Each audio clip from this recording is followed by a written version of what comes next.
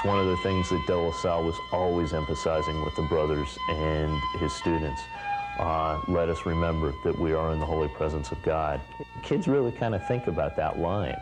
And I tell them about the experience of the brothers. Every time they go through a door, you know, De La Salle taught them, remember that you are in the presence of God. And just that reminder is something the kids know there's somebody else with them. I fully concur with the French historian Compere when he says that De La Salle and his disciples made a difference. They succeeded where others failed because they launched a movement. And that movement outlived the founder, outlived the first generation, and continues to today. We really wanted the teachers to see that they were not just doing some job, but that this was a real vocation, and that their teaching was at the service of the gospel, and therefore fundamentally they were ministers of the gospel all day long. De La Salle passionately believes that God wants young people to be loved and to know that they're loved. But the only way that you can be loved and know that you're loved if you're loved. You have to be loved. Somebody has to do the loving.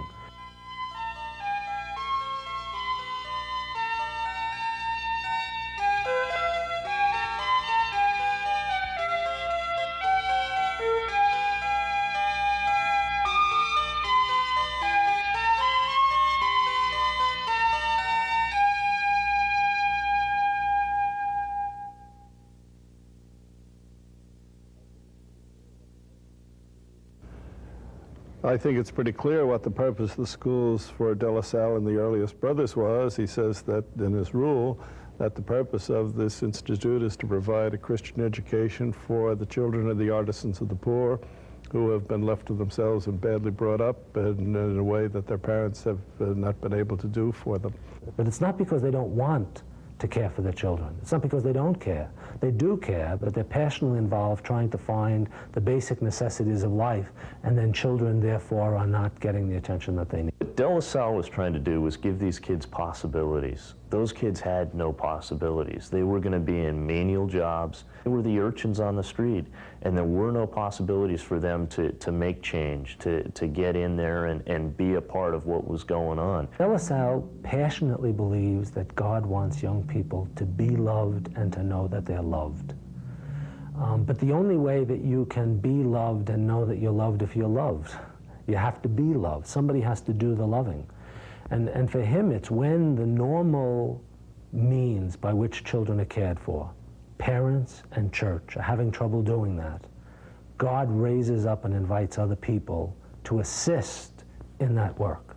He focused in on the plight of these poor kids that he thought something could be done for by giving them a decent education in the fundamental skills that they would need to succeed, but that would be integrated with some sense of becoming decent, observant Christians, and out of that observance and knowledge of the doctrine, if you will, to really become convinced believers, so that, as the phrase he often used with the brothers, that they could be described as disciples of Jesus Christ, who had some good sense that God loved them and that they were being loved by God, which they would experience in the love of the brother that cared for them. His first vision was that if you could have these people in a school, you could help them to learn those things which were necessary for leading a proper human life, and also they could come to instruct these children in the technical sense of teaching them their religious duties, and thereby give them a motivation for living better than they were disposed to learn simply by living on the street. Well, the scriptural passage that the poor have the gospel preached to them, which occurs both in the Old and New Testament, is that I think he saw that as what was happening here, but it wasn't just that these kids were receiving the gospel, but that God wanted them. He did not want them to be poor, and he didn't want them to be the outcasts of society, that there was a reality to the concept of salvation in this world, and that's the schools were providing that, as well as salvation in the next world. The school is a total entity. It's not just a series of things which you can take one bit or the other. The vision is of a total one of a human being learning those things necessary to live with human dignity, and also learning that that dignity comes because these human beings are made in image and likeness of God, the Creator.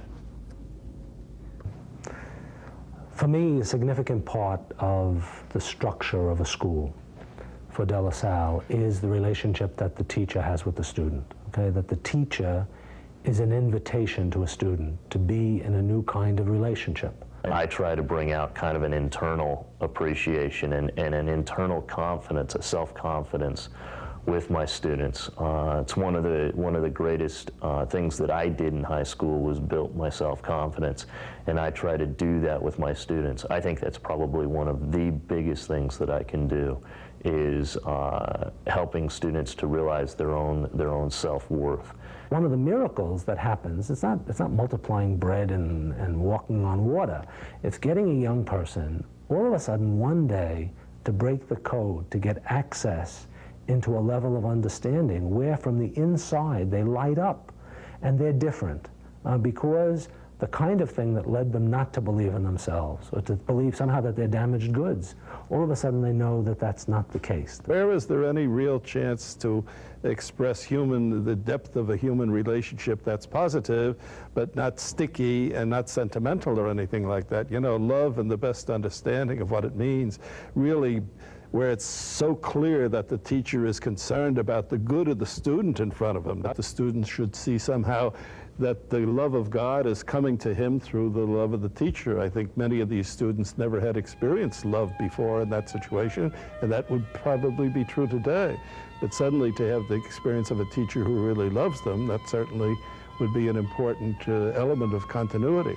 When the young people saw that these Christian adults really were respectful and caring and cooperative and sharing with one another, then it was possible that they could make the adjustment to begin to see that the relationship that we have with them is an invitation into being in a new way of relating with one another. What De La Salle did was he saw a need.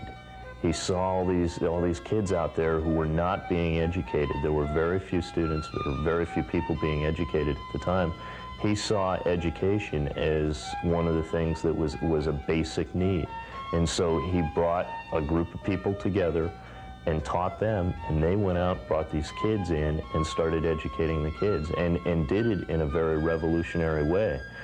It's this constant advancement, this constant urge to improve and be more relevant each day, which I find is part of the genius of De La Salle. And that's why I fully concur with the French historian Compere when he says that De La Salle and his disciples made a difference. They succeeded where others failed because they launched a movement.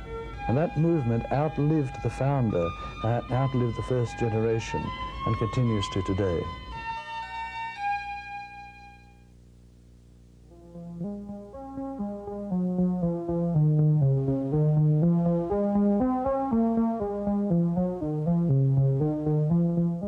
Well, when you ask about intellectual development and Jean-Baptiste de La Salle, I think the first thing you have to say is that for him, he never separates intellectual development and religious development, either in the situation or in his theorizing about it.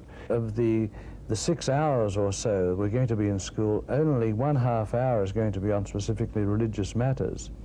Now surely this is saying that as distinct from a catechetical congregation, the vision of this group of people is that the major part of the time in school is to be spent preparing to be a useful citizen in this society.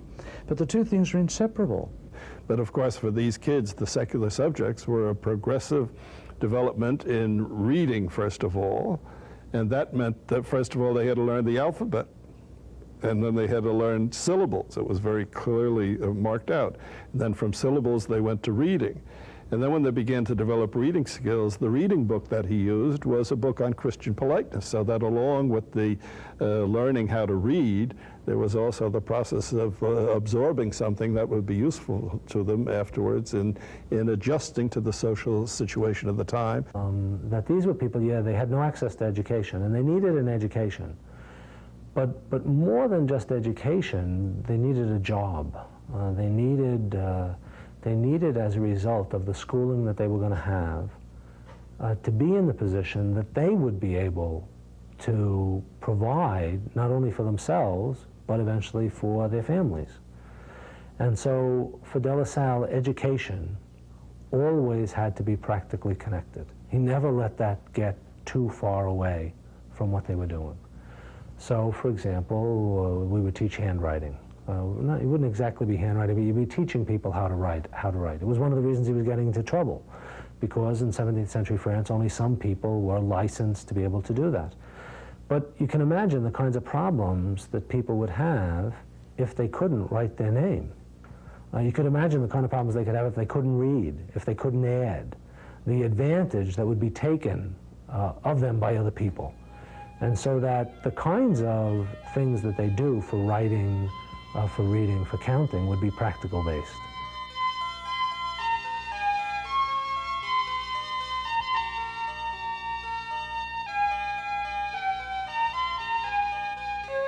Basic thing that we're trying to do is prepare people for the future. We're pointing students and leading students to the future and showing them that, you know, they are it, and then giving them the tools to do that and have confidence going in with that. What's that mean? We're preparing them for college. We're preparing them for moving out into a competitive job market, all sorts of different things like that. But it also means preparing them to do that in a way that they continue to follow Christ. They continue to hold true to those values that they have. The vision is a total one of a human being learning those things necessary to live with human dignity, and also learning that that dignity comes because these human beings are made in image and likeness of God, the Creator. Ultimately, I believe when in the 20th century, we're speaking at the end of the 20th century about leading students to God. We're talking about leading students to have a different kind of relationship with themselves. We're talking about leading them to have a different kind of relationship with one another, and also explicitly leading them into a relationship with the holy.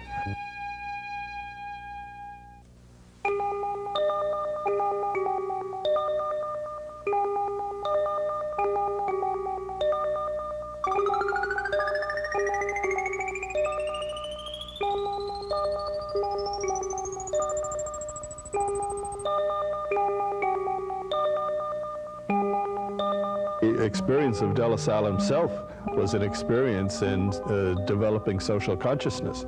He became aware of a whole segment of society that he never even really knew existed, except in some very distant way. He kind of stumbled into it. He was asked to help somebody out. It was almost by accident, in a way, that he got involved with this older layman who came from Rouen and wanted to open a school and sought his help.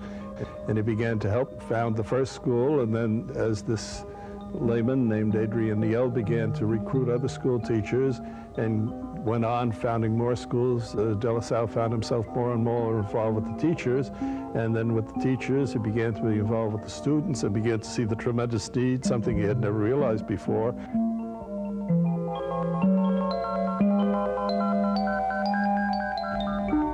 I think De La Salle's book on decorum and Christian politeness is the most frequently published book, and is published right through as far as 1932 in this century.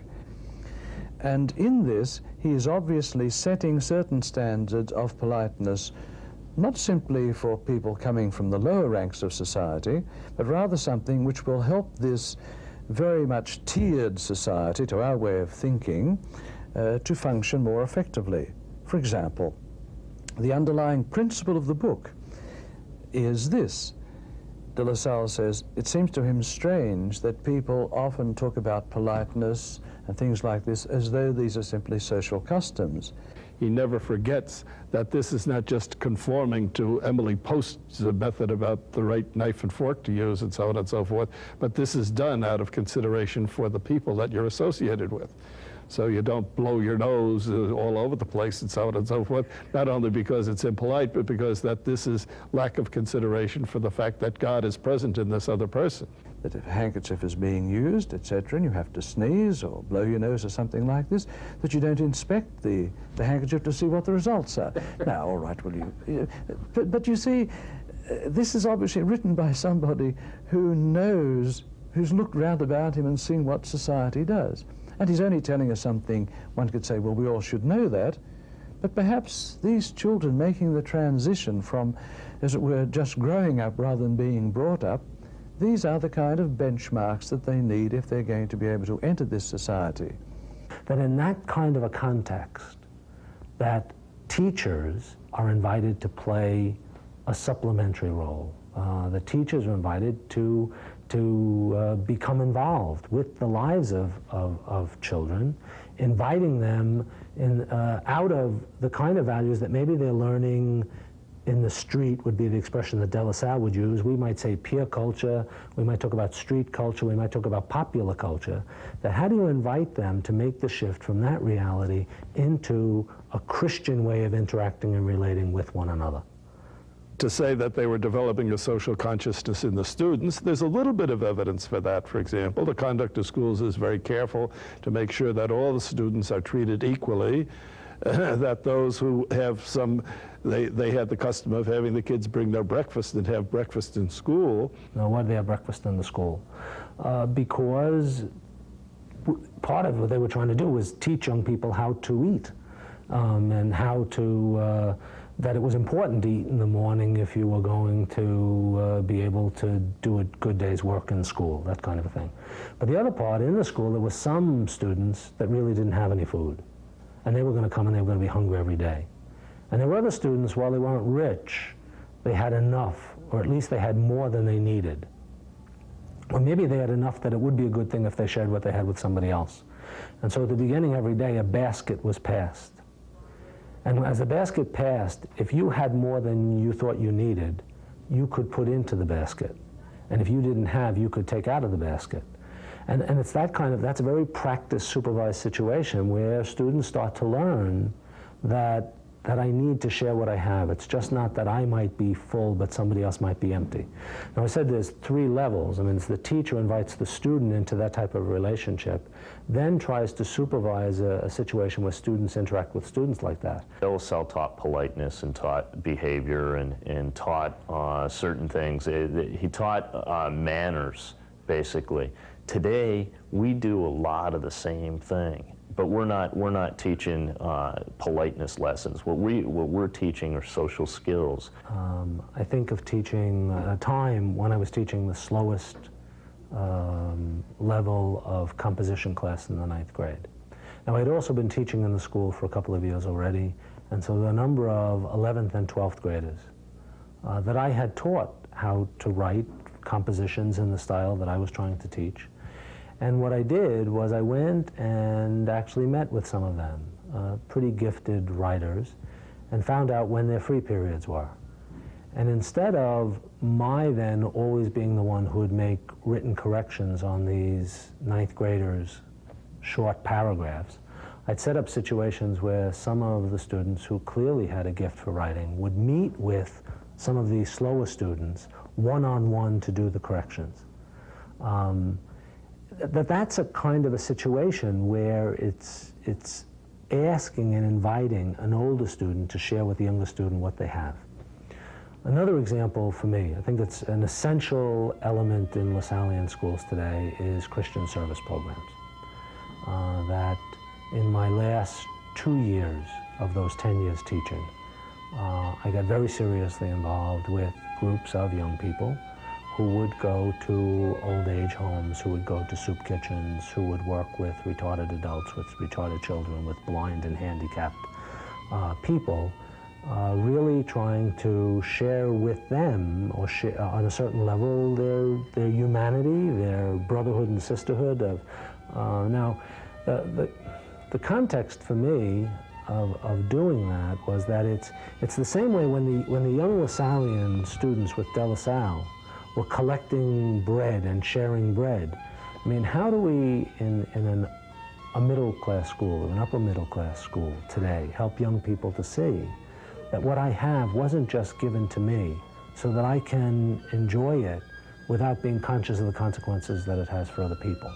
Watching kids, when they go out and they're successful at helping somebody, and watching them come back with the big smiles on their faces. And some of the letters that kids have received from people who are overseeing them when they're doing their service. Been fantastic, and the kids really see that they can make a difference in somebody's life. Some of these kids in just a real short period of time make a world of change in some of these troubled kids that they're working with. That's big.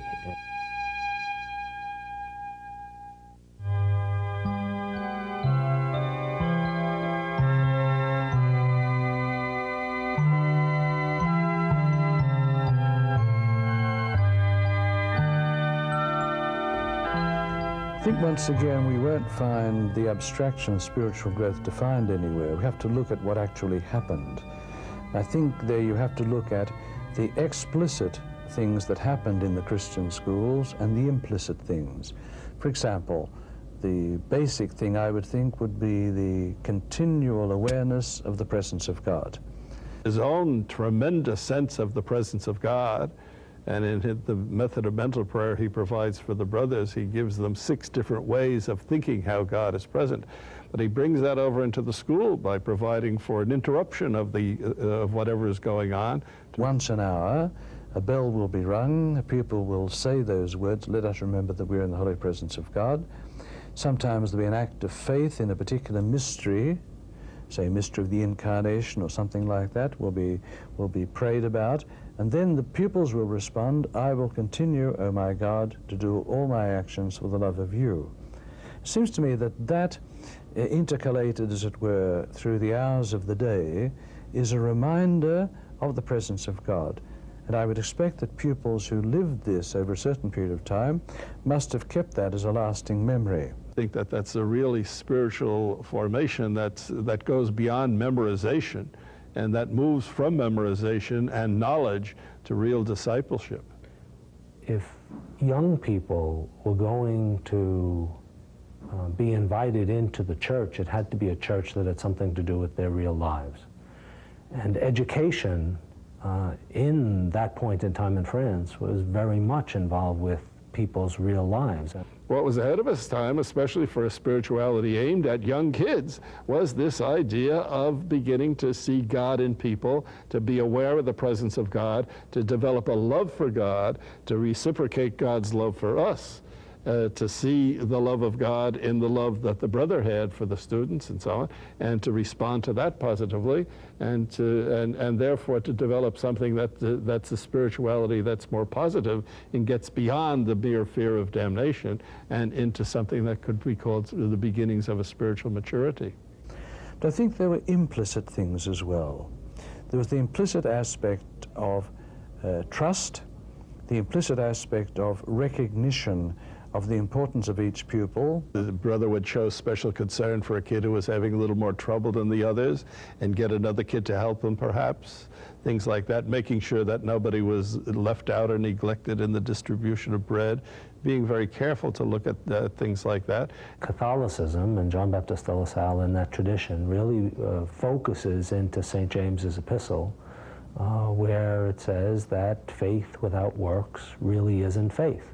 That what does James says, if I see my brother and my sister hungry and naked, and I go by and I say, well, I hope that life is okay for you and things work out fine, and I go on my way, well, that doesn't have any basis in faith at all. That faith is a doing, that real faith always expresses itself in action.